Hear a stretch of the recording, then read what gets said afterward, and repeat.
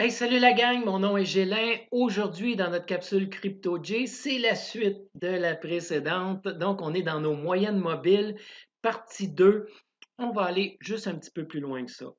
Tantôt, je vous ai dit dans l'autre capsule qu'on irait creuser un peu, mais juste avant de creuser, on va découvrir ensemble ce qu'on va appeler les tendances un peu, je vais faire un peu ésotérique, mais les tendances de l'énergie. Il ne faut pas oublier que des achats et des ventes, il y a des gens en arrière de ça qui achètent, ils attendent, font du profit. Quand ils vendent, mais il y a nécessairement quelqu'un qui a acheté, que lui, s'il descend, il va perdre. Donc, lui, s'il a acheté là, c'est parce qu'il pense que ça va monter.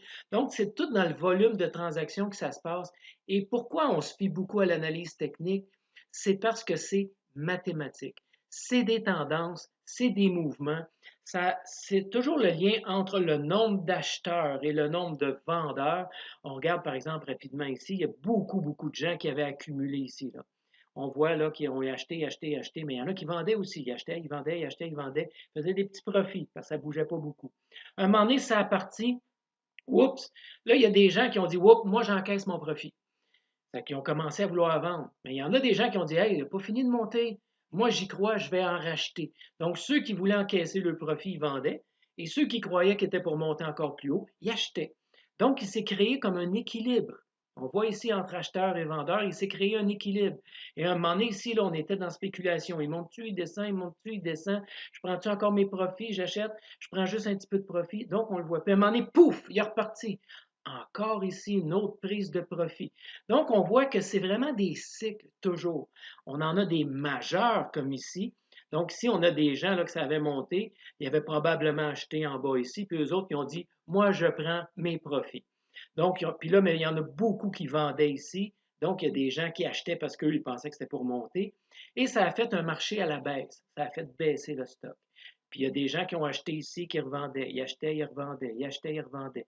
Donc, il y a toutes sortes de types d'investisseurs. Il y en a qui c'est pour du court terme, il y en a c'est pour du long terme, du moyen. Il y en a qui ne sont pas émotifs du tout. Quand ils baissent, ils sont contents, ils achètent parce qu'ils disent ça va remonter. Il y en a que quand ils baissent, ils paniquent. Faut que je vende tout. Pouf, ils vendent, ils perdent, ils assument la perte. Il y a toutes sortes de personnes qui agissent dans ça, mais il y a aussi des robots qui tradent.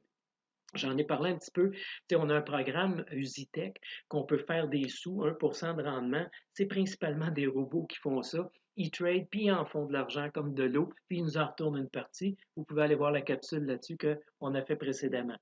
Mais c'est tout ça pour vous donner un peu cette énergie-là qui se passe. Donc, quand on le prend d'un point de vue mathématique et qu'on se met à dessiner des courbes, c'est là que ça devient intéressant. On le fait pour le fun ensemble.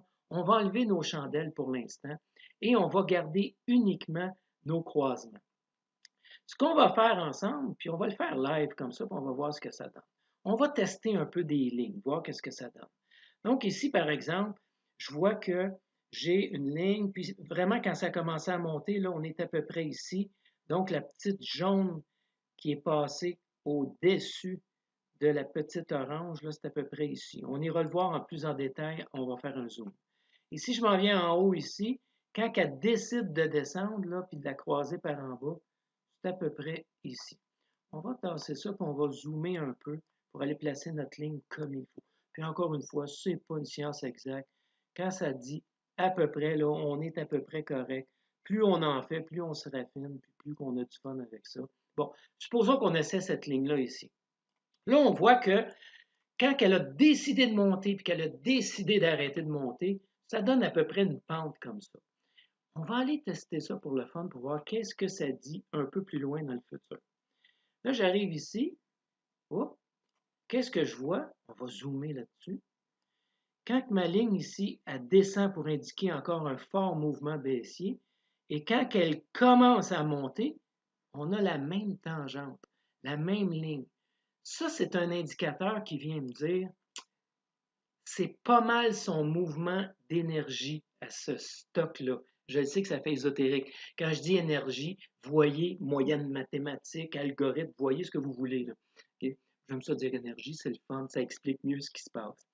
Donc, à ce moment-là, moi, je prendrais cette ligne-là, puis je viendrais la copier, parce que celle-là ici, je la trouve très bonne. Donc, je vais venir la mettre ici pour m'indiquer mes tendances, tout simplement. On va venir mettre ça comme on l'a mesuré ici.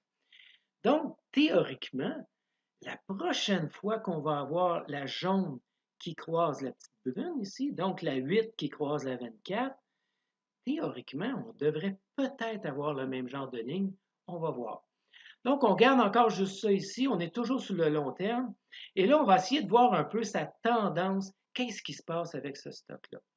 Ce qu'on va faire, c'est qu'on va venir prendre, parce qu'ici, on ne sait pas qu'est-ce qui va se passer. On va regarder dans le passé, puis on va regarder qu'est-ce qui s'est passé dans le passé. Donc, on va prendre ici une ligne, puis on va venir voir entre ces deux bas-là, qu'est-ce qui s'est passé. Donc, je fais ça ici. Et là, on regarde. Est-ce que cette ligne-là fait du sens? On voit qu'elle passe pas mal proche ici de venir toucher notre ligne. Puis ici, elle passe pas mal proche. On est pas mal dedans. Si on vient voir le futur, on commence à être pas mal collé dessus. Est-ce que ça voudrait dire qu'on est prêt de faire un autre mouvement haussier? Ou bien au contraire, si ça voudrait dire qu'ici, elle s'en irait par en bas. Ça veut dire qu'elle casserait complètement sa moyenne, puis elle viendrait dire, je ne suis plus dans un cycle haussier. On va aller encore un peu plus loin. On se fait du fun. On prend cette ligne-là ici, puis on vient la cloner pour garder la même énergie. Et là, on s'en vient regarder ici, dans une moyenne, qu'est-ce qui se passe. Là, je mets ça juste ici. On enlève le pic qu'il y a là. On vient toucher un pic ici. On vient de toucher un autre pic ici. On touche un pic ici qui était descendant et on touche un autre pic ici qui était montant. Sans être parfaite, ça nous indique pas mal sa zone de confort. On fait exception des pics, ça nous indique beaucoup la tendance de ce stock-là en ce moment, dans ce mouvement-là. Ça veut donc dire que si on se fie à ça, il y a des bonnes chances. Je ne dis pas que c'est ça qui va se passer, c'est ça qui est la beauté. Mais il y a des bonnes chances qu'ils rebondissent sur notre petite ligne ici, puis qu'ils viennent quelque part faire ça comme ça, avant de rebondir comme ça. Il y a des bonnes chances qu'ils nous fassent un petit signal comme ça. À ce moment-là, ce qu'on va faire, encore une fois, si on est gambler, on n'attend pas les signaux, on dit, je prends une chance, je suis pas mal sûr que c'est ça qui va se passer, et j'y vais comme ça. Mais à partir du moment où j'y vais comme ça, il faut que je reste prudent. Si j'achète ici, je vais probablement, si jamais il ne faisait pas ça, puis si jamais il se mettait à faire ça comme ça, je vais probablement sortir de là vite, vite, vite, parce qu'on va rallumer notre moyenne mobile ici à plus long terme. C'est qu'ici, on est en dessous.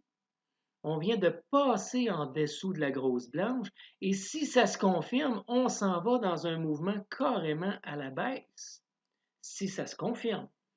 Donc, il faut être très prudent quand on fait des choses comme ça, mais les graphiques nous permettent quand même de lire assez bien ce qui peut se passer dans ce qui s'en vient et dans ce qui pourrait arriver. Une autre chose qu'on va voir tout de suite, ou dans la prochaine capsule. On revient dans la prochaine capsule, on veut garder ça court. Donc, vous voyez ici, on a déterminé des tendances, l'énergie du stock, vers quoi il se dirige. On passe l'autre capsule, on va faire une partie 3. On se fait du fun, on continue, on fait une partie 3. À tout de suite, salut la gang!